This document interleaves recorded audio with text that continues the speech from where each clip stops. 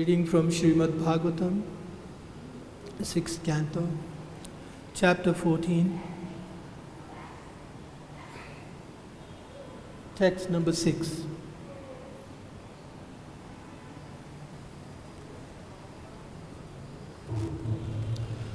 Vritrastu sakatham papaha sarva loka patapanaha itam dridamati Krishna asit sangrama ulbane vritrastu sakatham papaha sarva loko patapanaha itam dridamati Krishna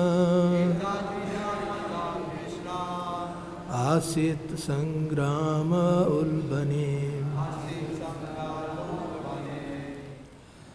vritraha vritrasura tu but saha he katham how papaha although sinful, getting the body of a demon, sarva loka, of all the three worlds, upatapanaha, the cause of suffering, itam, such, dridamati, firmly fixed intelligence, Krishna, in Krishna, asit, there was, sangrame ulbane, in the great blazing fire of battle. Translation: Vritrasura was situated in the blazing fire of battle and was an infamous sinful demon, always engaged in giving troubles and anxieties to others. How could such a demon become so greatly Krishna conscious? Please repeat. Vritrasura was situated in the blazing fire of battle and was an infamous sinful demon, always engaged in giving troubles and anxieties to others. How could such a demon become so greatly Krishna conscious? Purport: it has been described that a Narayana Parayana, a pure devotee, is rarely found even among millions and millions of persons. Therefore, Parikshit Maharaj was surprised that Vritrasura, whose purpose was to give trouble and anxiety to others, was one of these devotees, even on a battlefield. What was the reason for Vritrasura's advancement?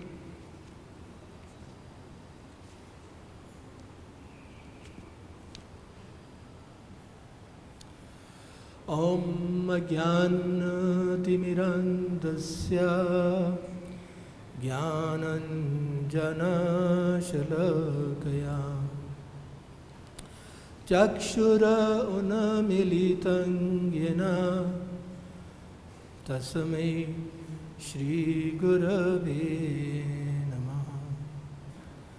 Nama Om Vishnu Padaya Krishna Pristhaya Bhutale Srimate Bhakti Vedanta Swaminiti Namane Namaste Saraswati Deve Gauravani Pracharine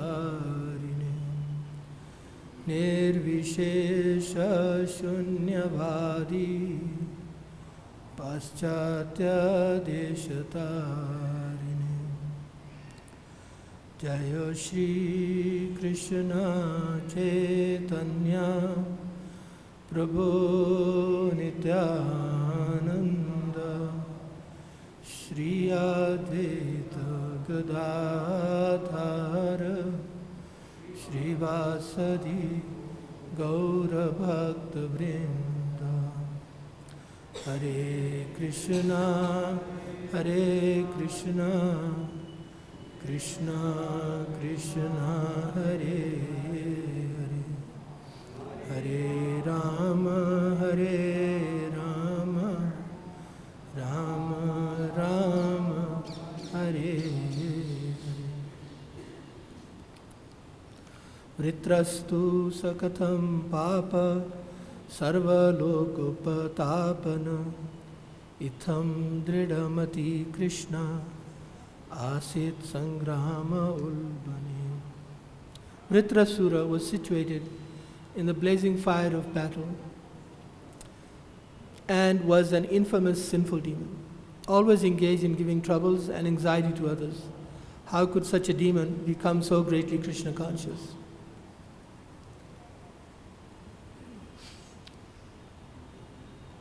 Sri Chaitanya Mahaprabhu, when someone would offer obeisances to him, would bless them by saying, Krishna Matir Astu. May you become Krishna conscious. So here, Parikshit Maharaj is using the word Itham Drida Mati Krishna. Mati Krishna. To be Krishna conscious. Mati Krishna. The greatest difficulty in the material world is to be Krishna conscious. That is the hardest, most difficult achievement. One can achieve many things materially, including becoming wealthy, long-lived, beautiful, successful. One can become a demigod, but one may not be able to be Krishna conscious. It is that difficult. And here, a demon, he's not just Krishna conscious, he's Drida Mati Krishna. He's very unfalteringly Krishna conscious, very determined, very fixed, unwavering. So in the previous purport, the Srila Prabhupada goes to great length to explain how out of many millions and millions of people who want to become liberated, and those who are liberated amongst millions of such people, hardly there is one person who is to be found who is Krishna conscious. And Vritrasura is amongst them.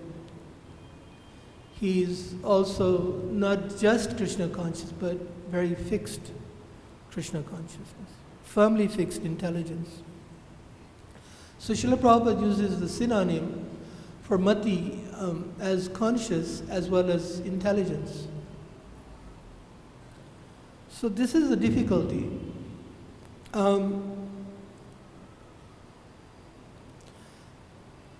After all, this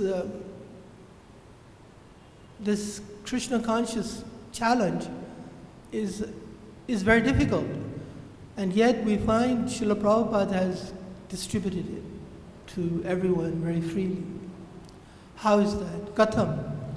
The same question comes up that Parikshit Maharaj, that Katham, how is it possible? Especially Papa, the Vritra was called an Asura because he was an Asura. He was a demon. He wasn't a demigod. He wasn't full of the saintly qualities. He was full of demonic qualities. Despite that, he was Krishna conscious. So, to be Krishna conscious, to have intelligence fixed on Krishna, how is it possible if we are sinful?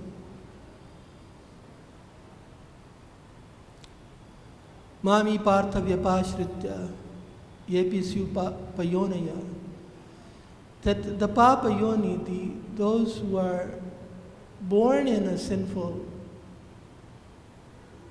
family, sinful circumstance, Krishna says they can come to me. Tepi yanti param gatim. They can attain me. They can attain this Krishna consciousness, this firm, fixed, unwavering intelligence on Krishna. And this is what Srila Prabhupada has freely distributed everywhere. It's a remarkable thing. People remark at the charity, the generosity of many people in giving their wealth, but not all their wealth, just some of it. And they remark on it as something very great, very honorable. They remark at people's attempt to help others who are poor, who are deprived. Shri Shri Gaurnitai, Shri Shri Krishna Balram, Shri Shri Radha Shyam Sundar, Lalita Vishakha Devi Ki Jai.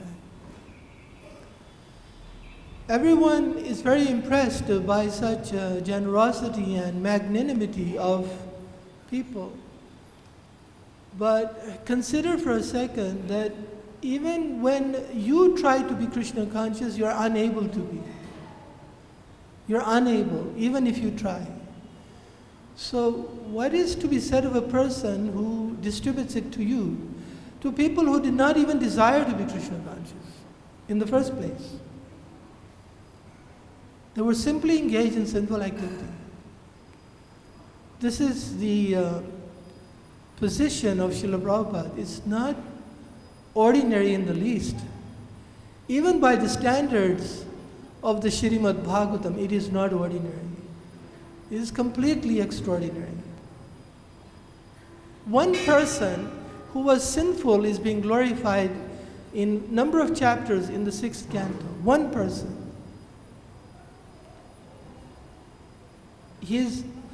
Parikshit Maharaj is glorifying him also. He is amazed that he was Krishna conscious. This Asur was Krishna conscious. He is not doubting it, he is not disputing it. It is a fact. And he is so amazed, he wants to know how. How did it become possible? It's not possible. Yasyasti bhaktir bhagavatya kinchana sarvair gunesh tatra samasate sura.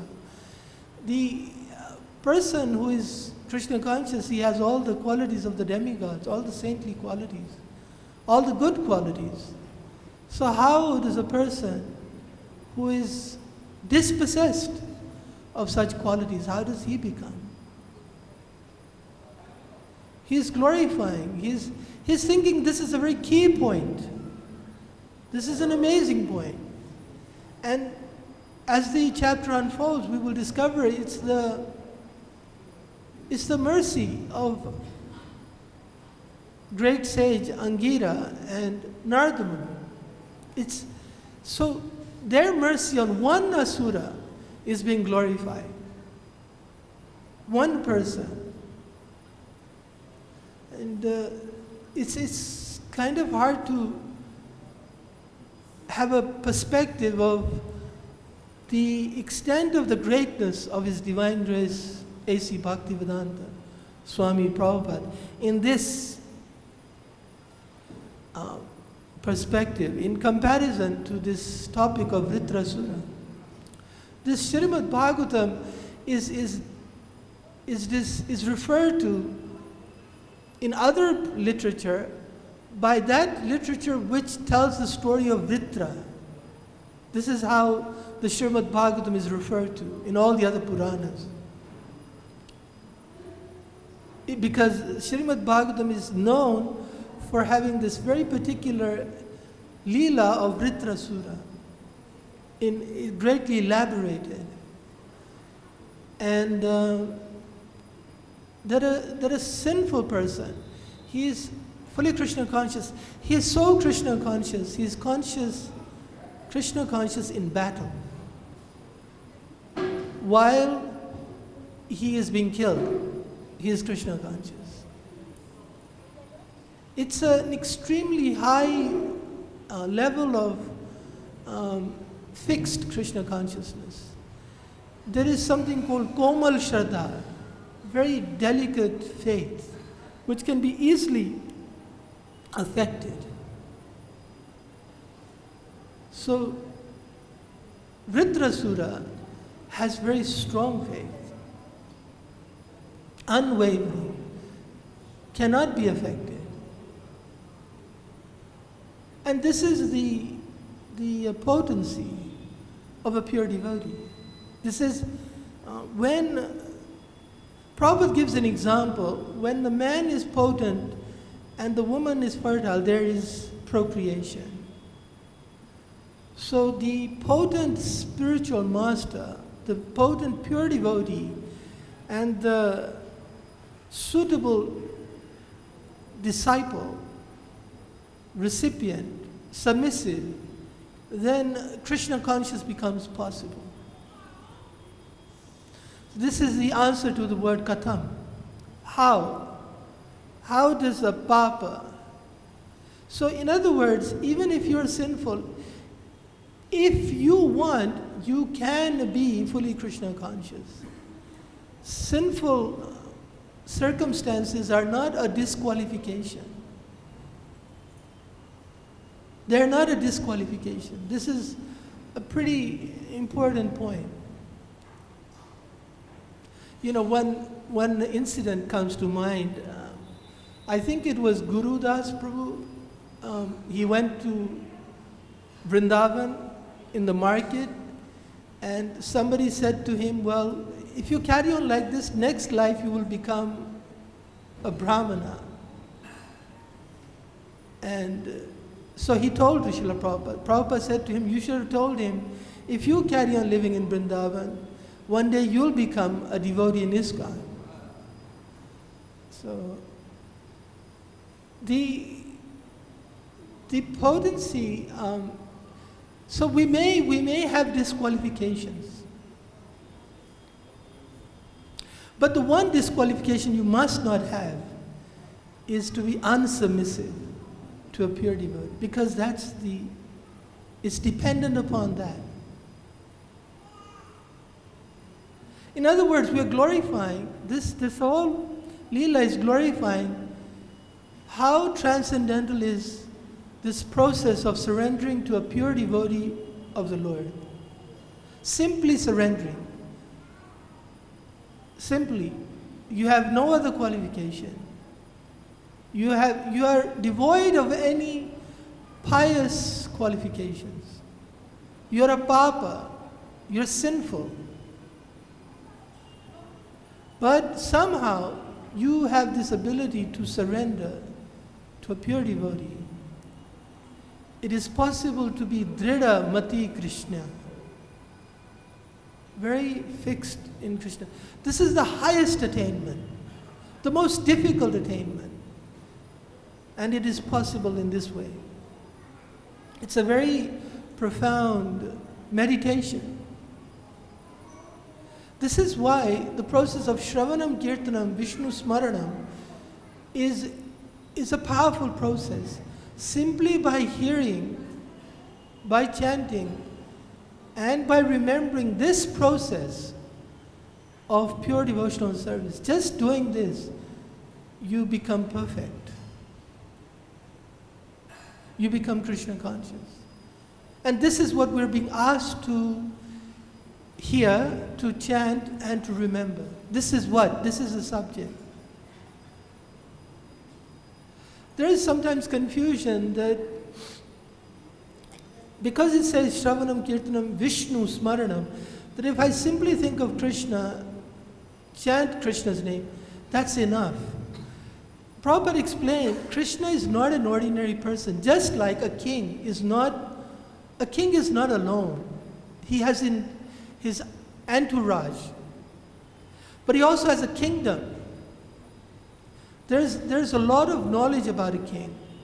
So when it says Shravanam Kirtanam Vishnu, it means Vishnu and Vishnu Bhakti and devotees of Vishnu. Everything. To hear and to chant and to remember everything about Vishnu is pure devotional service. So here, actually, in one sense, Krishna is not being discussed. A demon is being discussed. But his Krishna consciousness is being discussed. His Krishna consciousness. So this has the secret. This has the secret that we're looking for. I wanted to share something with you. This being the 50th anniversary of the creation of ISKCON in 1966 in New York. Srila Prabhupada, in a lecture in 1966 in New York, when we have no temple, it's not even in 26 Second Avenue, this lecture. He says, I appeal to you all to please, this is 1966. Some of the people are there only for a few days, a few weeks. And most is 1 year. I appeal to you all to help me to spread Krishna consciousness to everybody. He appeals to everybody. His students, the people listening to his class. Most of them are not initiated. And so this is Srila Prabhupada's mood. Although we're in Vrindavan, and yesterday Bhuvaneshwar Prabhu was talking about 5,000 temples in Vrindavan.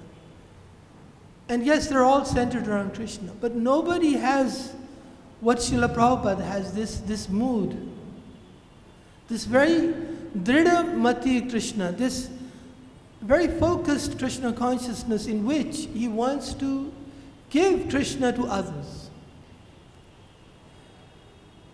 So we are the recipients of that mood. We're in that parampara. And it behooves us to meditate a little bit how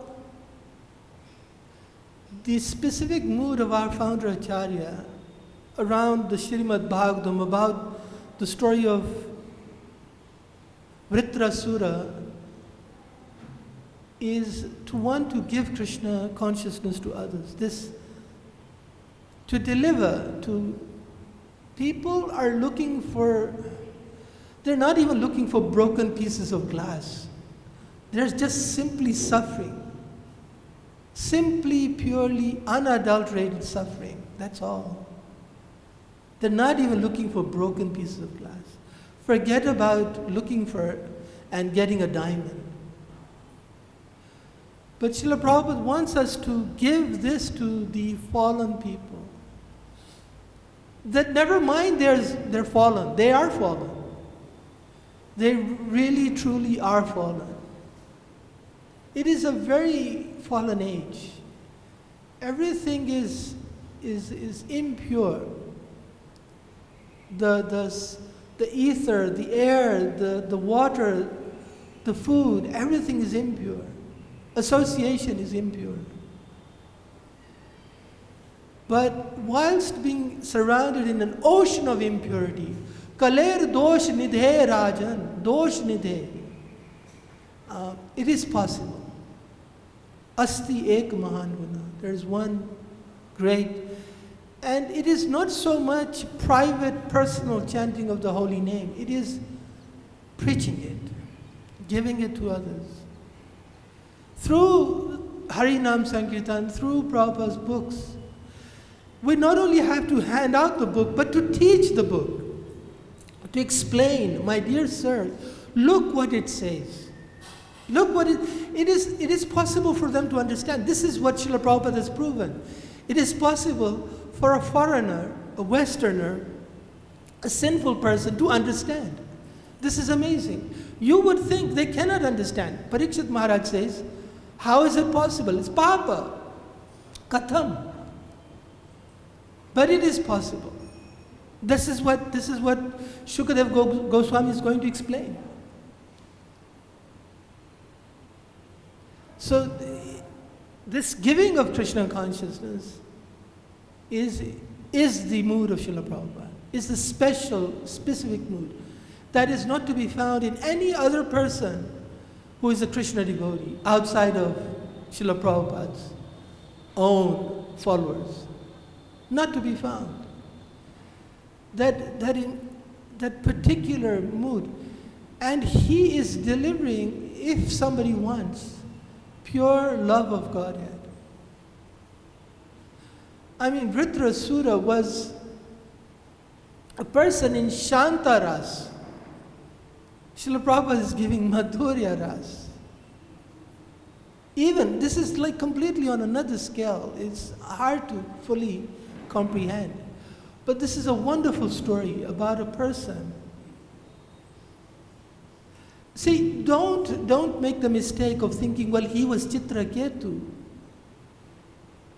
The story is saying, Papa, that we don't know what you were in your last life. But this life, we know you were Papa.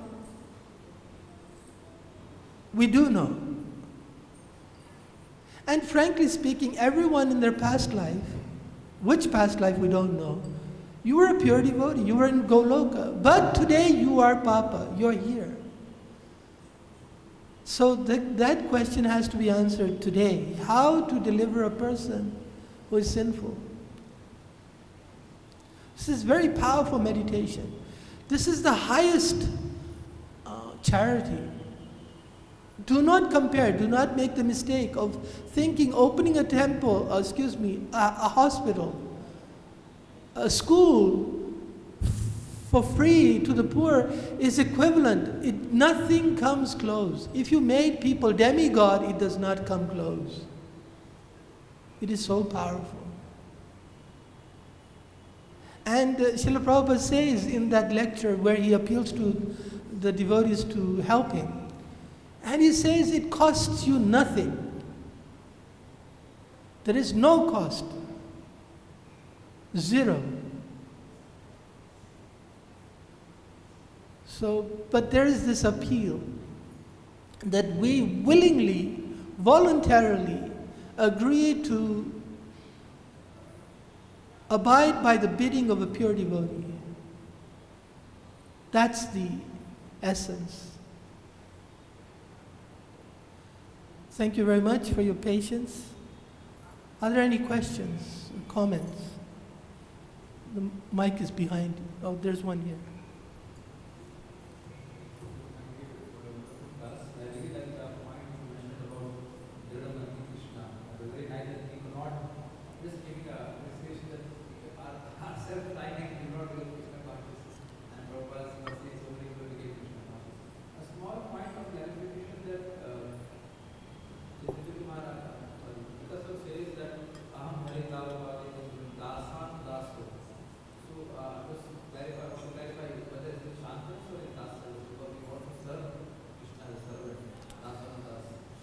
Yeah, I stand corrected.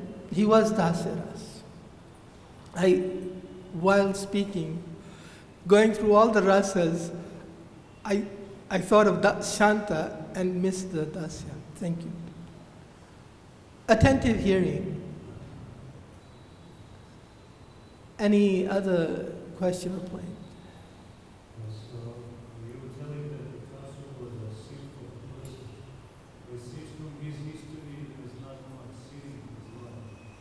History of? It seems in the history. There is not much seeing in his previous lives. And his previous life was actually engaged in some treatment work like the Lord. Right. So there's also this question about Bhagavad-Gita, which is going to become those who finished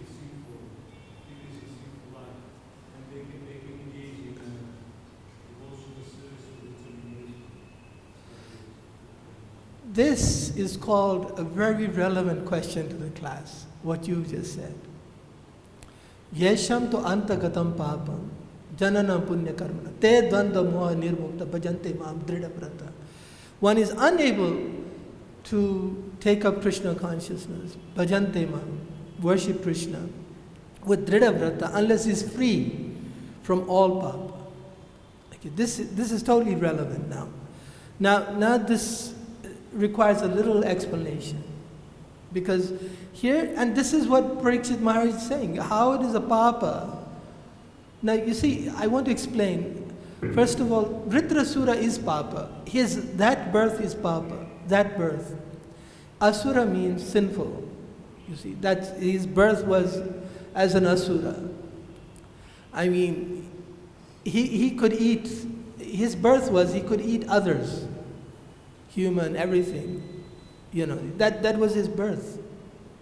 That's what his ahar, he's eating. He's not a saintly person. He's not a sadhu. He's a demon. Body. Now your point is, Bhagavad-Gita says that unless one is free from papa, all sinful, one cannot do drida vrata. So this requires an explanation. Is that, I mean, are you with me? Are you agreeing? Okay. Just if we can add something. Please. To me, it seems that, he was the first Vedic king, and then after he was engaged in some kirtan. So to me, it seems that he is just close to the limitations of his many sins that he could have. And then the whole arrangement in Mother Parvati requesting him was just to accelerate his mind back. Yeah, but it's taking the form. It's taking the form of a sinful birth. Okay. The point is this: we don't know our genesis. Genesis means the story behind the story we're seeing today. We don't know. Yours, mine, anybody, we don't know. But at some point, we were all in Goloka. We were all pure spirit souls, part and parcel of Krishna. This is not our home. We did leave our home. But today, right now, we have Sharirar Avidyajal. We have a network of paths leading us to hell. Our body, our mind, our senses. This is our condition. Whatever the story before, whatever. So taking it from where we see it, how does a person who is sinful, has been sinful, how does he take up Drida Vrata, a very serious Krishna consciousness? Bhagavad-Gita says you can't. That shloka, that verse says you can't. Here, Parikshit Maharaj is saying, how did this one do it? So that's the explanation in the coming verses. But in short, I try to explain that pure devotional service, surrendering to a pure devotee, transcends the normal disqualifications. That's the normal procedure, that unless you are very pious, punya karmanam, for long time, you cannot graduate, you cannot go towards Krishna consciousness. But there is a bypass, there is a Yamuna expressway, there is a fast road. And that requires surrender to a pure devotee of Krishna. Then you bypass the normal. Normally you cannot do it. The Brijavasi was correct. Normally you go from this life to another, until you come to such a pure state of life that you are fully Krishna conscious. But this path of surrendering to a pure devotee bypasses. But it has to be done properly. Chitraketu does that.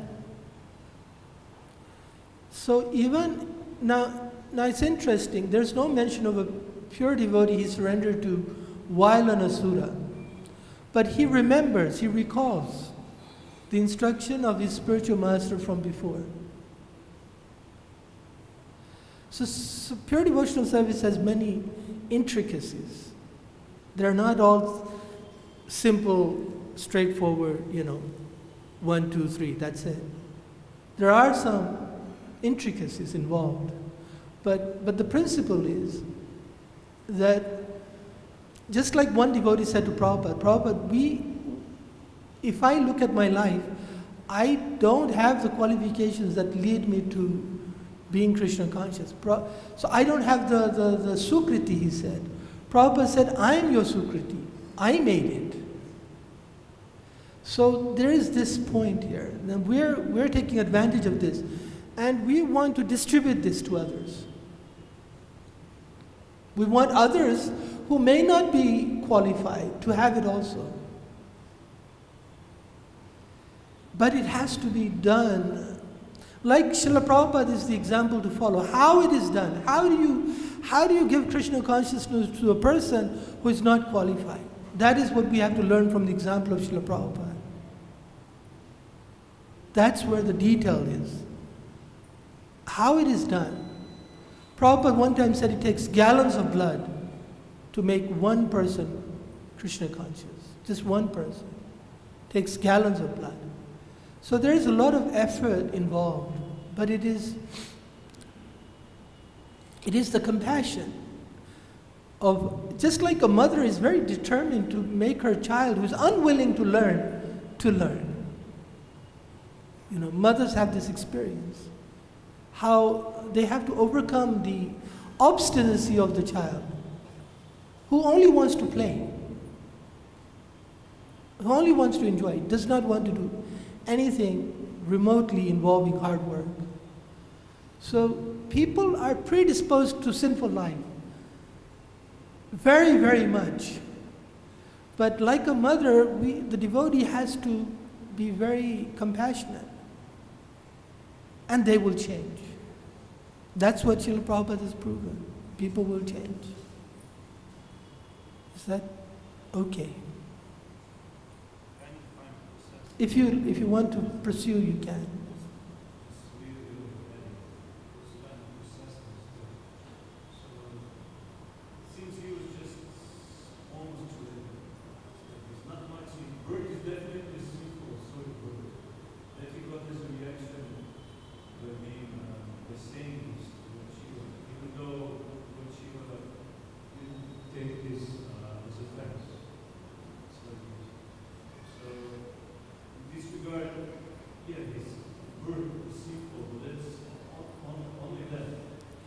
See, okay, there are 2 points here. One is the point specific to Vritrasura, to King Chitraketu. One is specific to him.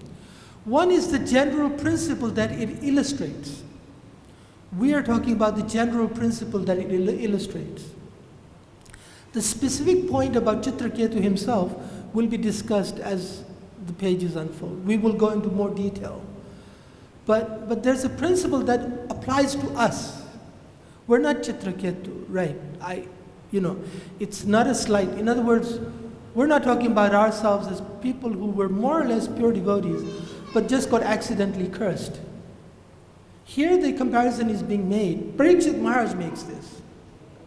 He says he's Papa. Shukadev Goswami, by the way, does not dispute that he's Papa, you see. Of all the discussion, he does not dispute that Vritrasura was not Papa. My dear king, don't call him Papa. He does not say that. He tells him, Katham, he answers the point Katham. How it happened, I'll tell you. That's all. But he is Papa. And the point Srila Prabhupada is pointing out in the verse before today, that this applies to us. Papa applies to us. Chitraketu's story may not apply to us, but Papa does. And Dridhamati Krishna applies to us if we learn from the lesson. Does that make sense? Pass.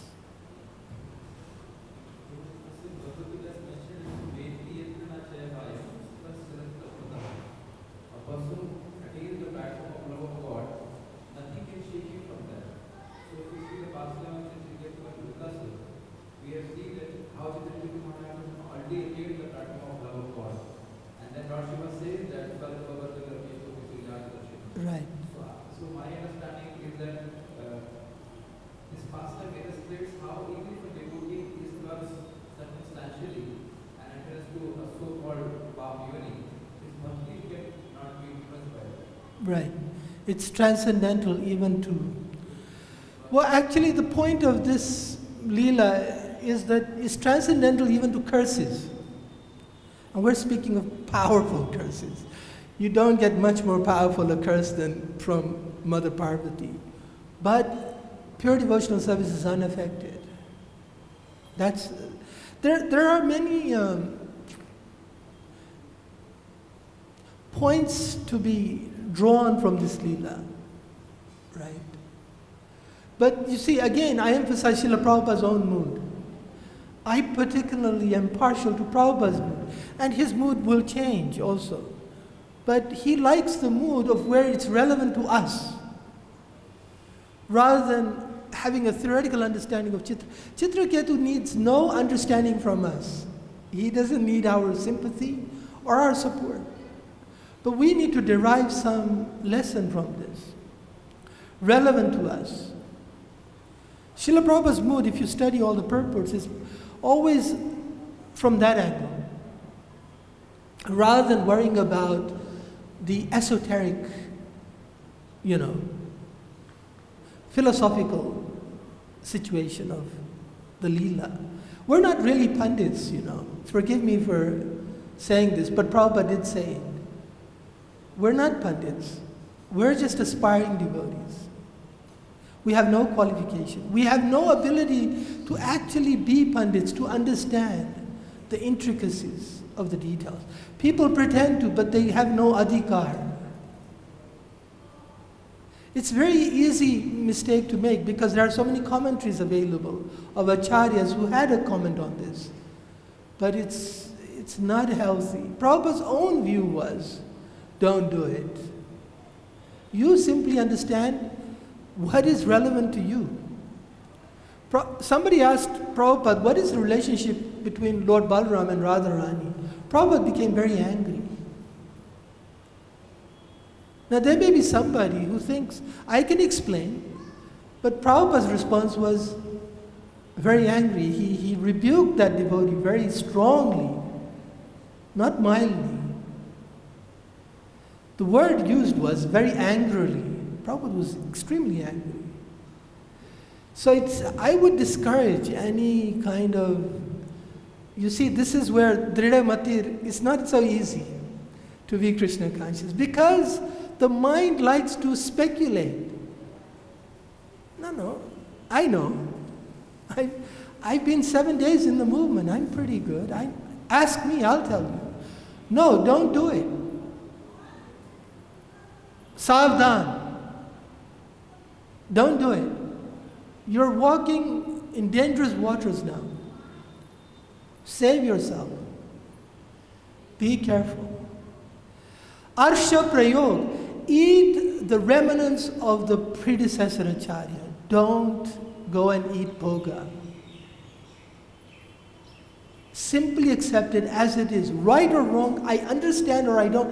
Prabhupada would say of his spiritual master, sometimes I understood what he said, sometimes I did not. But I continue to listen very submissively to everything he would say.